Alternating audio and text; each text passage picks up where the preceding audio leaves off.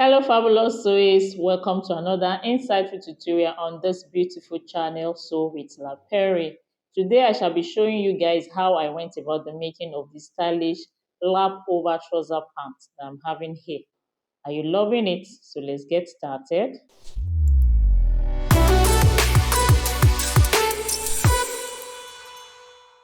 These are the two fabrics that I shall be making use of. The creamy custard fabric is about 3 yards. When I'm done, I'll actually know how many yards I go to use, while the black fabric is about 1.5 yards, but I guess I shouldn't use more than half yard of it. So the first thing we need to do is to get our basic trouser pattern drafted, and this is mine, which has been drafted in line with the Lapery's method of drafting basic trouser pattern. This Lapery's method has both front and back block drafted together, but we now use different colors of pen to highlight each one of them for easy identification. It also has fitting lines at some segments, as you can see, and this is what helps to provide great fitting. So I recommend to you the Lapery's trouser method anytime, any day.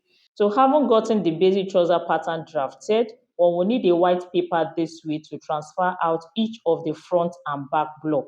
I already have mine transferred out this way, and this is my back block, and you can see it's conforming with the basic trouser pattern.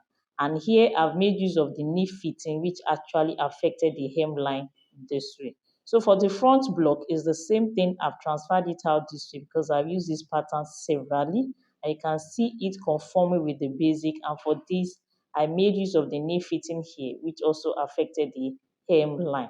So the next thing we need to do in line with the design at hand will be to increase the height of my waist measurement, to go up of my waist measurement by just an inch to make it an high waist trouser pant. So I'll go ahead now to place the front block on another paper this way, and I'll be increasing the waistline, going upward by just an inch like so this way. So having gotten this now, the next thing will be to pick the width of my waistband, and I shall be measuring 2 inches starting from the new waistline this way. So I'll pick 2 inches at various points, and I'll connect it together as my waistband, the width of the waistband. So I'll cut it off and also do my proper leveling. This is my center front. So I'll put it CF this way. And here's the side seam. And this is the upper part of the waist. And here is the down part. So for the center front, it shall be cut on fold. So I put my unfold symbol here this way. So for the back block, I also did the same. Increase the waistline and picked my waistband of 2 inches. I also did my proper labeling, then I went ahead to cut out. But the back block has waist dart, which needed to be closed up. So I went ahead to close up the waist dart this way, such that the band will be without any form of dart. So here we are done with the band. So we can proceed now to place the rest of the pattern on fabric. So here's my fabric once again. I needed to check for the wrong side. So I didn't find the wrong side. I had to put several markings this way. I also needed to check for how elastic the fabric is and the best grain line to use for the length of the fabric. So having identified all of this, I went ahead to place my pattern, starting with the back block first. And even for this, I had to check my grain line so that I ensured that my pattern is well placed. I also added the necessary sewing allowance around the pattern block this way. Then I went ahead to cut out. So while cutting out, it was also necessary to put some notchings as guide. So I went ahead to knot at the knee points this way. In the same way, I placed the front block on fabric, having checked for my grain line and adding the necessary sewing allowances I cut out. So let's quickly stitch the ones we have done for better understanding. So here's the back block. I stitched together at the center back, did the overlocking for neat finishing, went ahead to construct the remaining darts, and I pressed down everything I've done. For the center front, I did the stitching as well and the overlocking, and there's no dart to be constructed for the front. So this is just what we have. So the next thing will be to go ahead to draft the pattern for the piece that we'll be placing over this front. And for this now, we need two of the front blocks. So I went ahead to make another copy, and this is what we have. So I shall be putting the two together to aligning at the center front this way and securing with tape.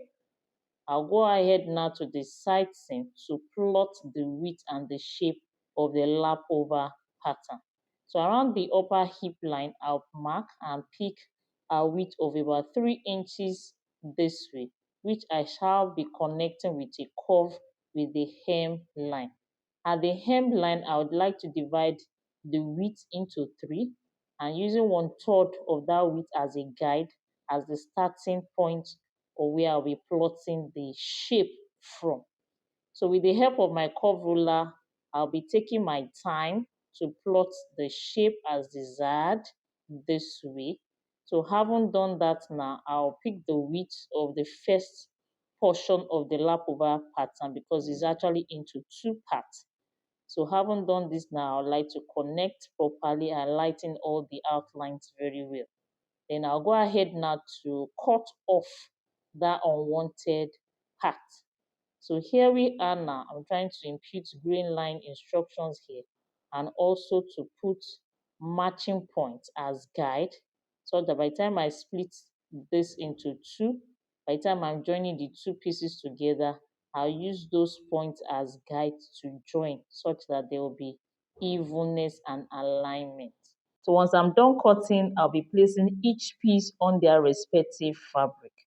For this smaller piece, I shall need 2 pieces, a pair, to be cut out.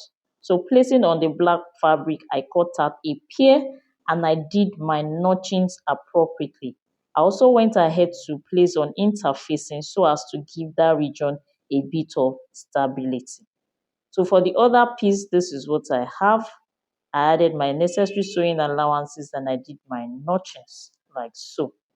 So for sewing now, I started off with this part, stitching with 1/2 inch and pressing it down. So this is what I have.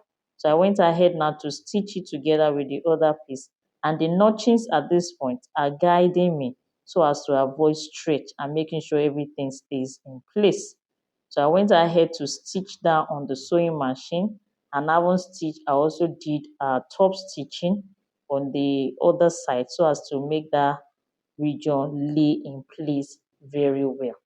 So this is what we have. I'm so much in love with the top stitching and the wrong side well finished, overlocked neatly this way, as well as the hem line. So at this point now, we are good to go now to place it over the main front part. At this point, I had to take my time very well to make sure that the 2 layers are actually aligning the way they should, especially at this side seam region. So I was securing it with pin at first before stitching. For the hemline of the over pattern, I folded it backwards so that it will not be folded together with that of the main front piece. And this will allow it to flow the way it should. So the next is to prepare our band. So here we are, I've cut out the band piece and these are those of the front. I have 2 pieces here and I've gone ahead to fuse on it interfacing. So I'll place them over each other and I'll be stitching the waistline with just 1/2 inch. And having done that, I shall be under stitching this way on that part that will serve as the face in region. So for the back piece, I have 4 pieces, 2 pairs this way. And I'll first go ahead to stitch at the center back this way to making it 1 piece. I'll do the same for the other side. And I shall be going ahead now to place them over each other this way and finish up just like I've explained the front band. So having prepared the band to attach, one will spread open the band this way and pin together that side, which is the right side, the side that was not under stitch upon here. That's the side you pin and you stitch this way. Here's that of the back piece. So in the same way, I will identify that side that was not under stitch upon for the front and pin to stitch together. So to couple both front and back together, I'll still spread open the waistband this way. Then with the help of my pin, I'll pin the sides together. And for this other side, I'll still spread open the band, then be leaving out about 8 inches lengthwise for my zipper opening. And I'll pin the rest of the sides together. For the in leg, I'll also be pinning down this way, and afterwards I will be using half an inch seam allowance to stitch everything round. So having stitched round, this is what I have. Only my zipper opening is left open, and which I've gone ahead to press down this way and go ahead to install my zipper. So having installed my zipper, this is what I have. And for this edge of the waistband, I shall be finishing it up with this bias taping. Afterwards, I shall now flip back the facing side of the waistband, and to secure it in place, I'll go ahead now to stitch it around the waistline like so. So here we are. I'm done using the bias tape to achieve neat finishing. As you can see, it's neatly finished and also decorative at the same time. And with this, we are done with the waistline. And for the hemline, I just went ahead to press down and stitch it round like so. And for this other side, I did the same, while I shall be using my needle and thread to finish up this region, hemming it down. So with this, we are done with the drafting and stitching of our stylish lap over trouser pant this way, as you can see.